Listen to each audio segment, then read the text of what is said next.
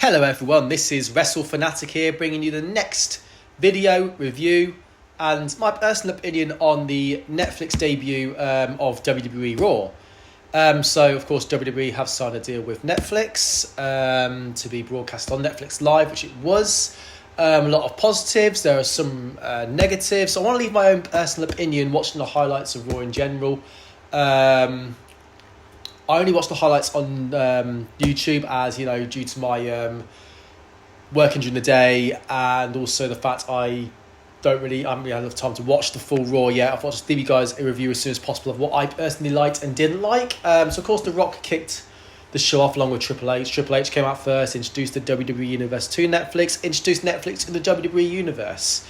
So it's an exciting new era for the WWE moving forward. And then of course The Rock comes out. And of course, praising Cody Rhodes for being a tremendous champion, which he has been. I've enjoyed Cody Rhodes' reign as the undisputed champion. Some don't, I do. We've wanted Cody Rhodes to be the champion since he first came back to WWE.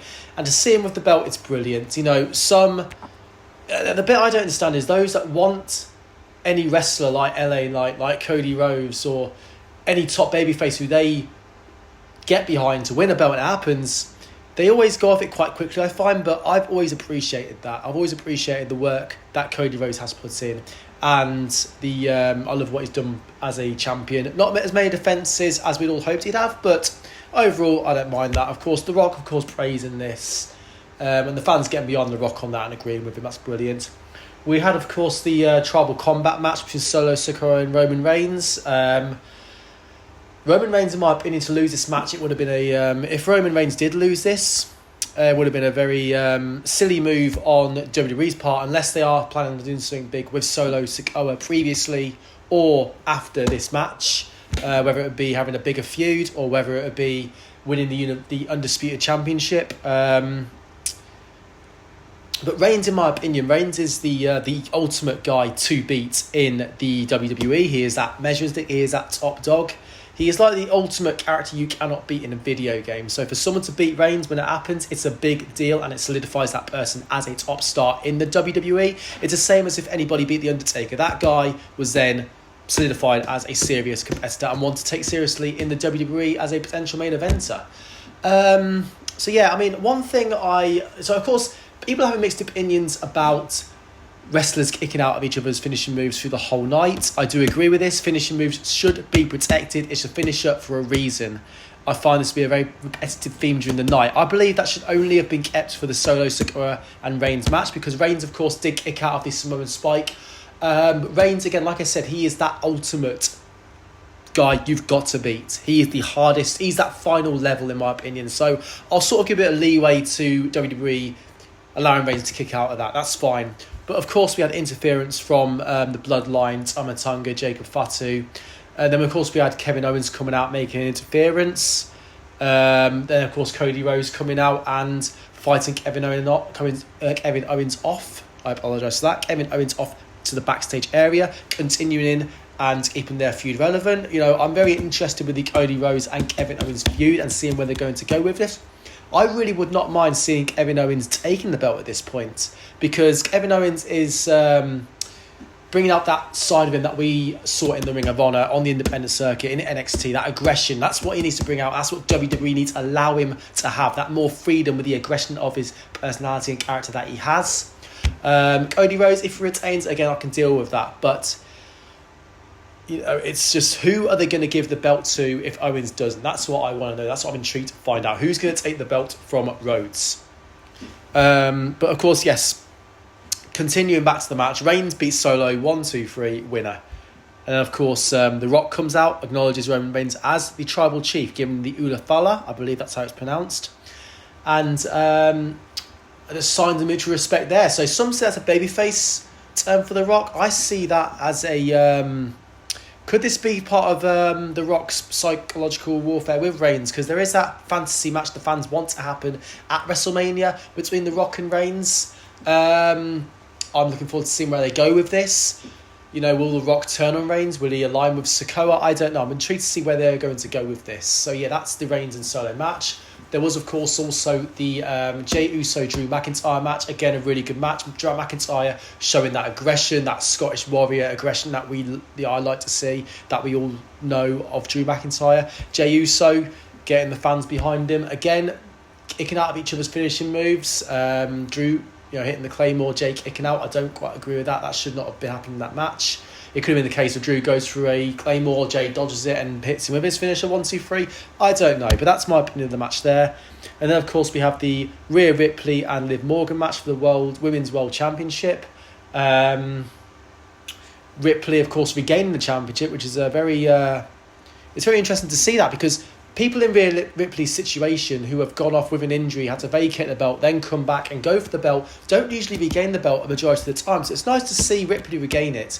Ripley was a very strong champion, as Liv Morgan has also been a very good champion. And the feud that these two have had with Dominic Mysterio getting involved has been brilliant. I've enjoyed it. And it's keeping a lot of eyes on that feud as well, and on those two as well. But the twists and turns of the Judgment Day as well, it's brilliant. And, of course, Ripley dominating the match. Kicking out of the Oblivion onto a chair. I don't know, I'm debating on whether that should have happened. I don't know. I'm sure there could have been other ways around that, but that's just my opinion. Other people have opinions on that, but that's mine. But of course, Ripley hitting the Riptide, 1, 2, 3, and that's it. New champion. Dominic Mysterio being the amazing heel cowardly role that he plays. He wants Ripley back. He has the belt. Ripley kicks Dominic where it hurts. Riptide, we finally got to see Ripley get her hands on Dominic properly. That was brilliant. Of course, Ripley, had the Undertaker come out on his motorbike, the American Badass gimmick coming out, and acknowledging, showing that respect to Ripley. That, I think, Undertaker showing Ripley that mutual respect and also acknowledging her as the Women's World Champion. I think that also solidifies her as a future legend down the line, which in my opinion she is, as is Liv Morgan, to be fair. And I think Rhea Ripley has joined the ranks with Charlotte Flair, Becky Lynch, etc. All those amazing women along the line that have come up and built the women's division as to what it is today.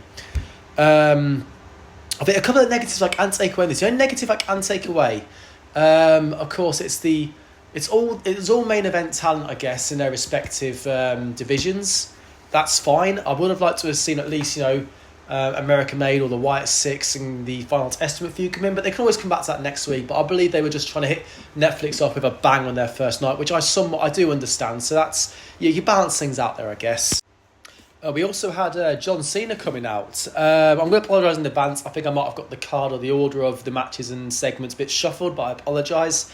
I'm carrying on anyway. So John Cena came out and basically said, it is his farewell tour. It's a shame. I've enjoyed the run that John Cena has had in the WWE. A lot of people booed Cena during his many World Championship reigns. I enjoyed his reigns, because he built himself to be that next somewhat, again, a bit similar to Reigns, that next measuring stick, and also in his later, several years back, he was putting over guys like Kevin Owens, Sami Zayn, Shinsuke Nakamura, helping build them up to be the stars that they are today now. So John Cena coming out and announced his farewell tour, he got that ovation from the crowd, and said, the only way he's going to win his 17th World Championship will be either winning Money in the Bank, Elimination Chamber, or even winning the Royal Rumble, which is just around the corner. Now, I wouldn't mind seeing John Cena win the Rumble. I would like to ideally see a fresh face win the Rumble, even someone who has won it previously and never got that run that they should have really originally had, like Drew McIntyre, for example. Going forward, I have my few select favourites and who I think will win the Rumble. I might do a video on that later down the line. But John Cena is basically, it sounds like he has secured his spot in the Rumble. So it'll be intriguing to see where they go with this. And then, of course, we had CM Punk versus Seth Rollins. I love the storytelling in this match. CM Punk being 46 years old, he can still go. He can still take these big moves. Like, he took a pedigree on the announce table. His body can still take it. He took a suplex in the top rope. And then one thing I love about his storytelling is, as well, CM Punk takes that suplex on the top rope. He hits a GTS out of desperation, collapses on the floor. Seth falls on top of him. That unfortunate timing for Seth Rollins' part benefits CM Punk. Punk takes his time, Big desperation, boom, hits him, 1, 2, 3. Punk is still down, knackered, exhausted, tired, beat up, and he still comes out on top. That nice little detail was brilliant in that match, and the two of them put on a really solid match, I find. But again, I believe they kicked out each other's finishes. I can't remember much about that match, but that is it anyway. But that is my overall opinion and view on the Netflix debut of Monday Night Raw. Now, if anybody has any comments, opinions, please comment below. But also, please comment any ideas and videos you would like me to do down the line, any topics and discussions as well. There are a couple of segments, or a segment in particular, that I have missed out for reasons for the integrity of this channel and this video. I'm not going to mention it, but you will know what I'm referring to. But anyway, apart from that, let's leave it on a positive note. This is Wrestle Fanatic signing off, and we'll hopefully speak to you all soon. Take care.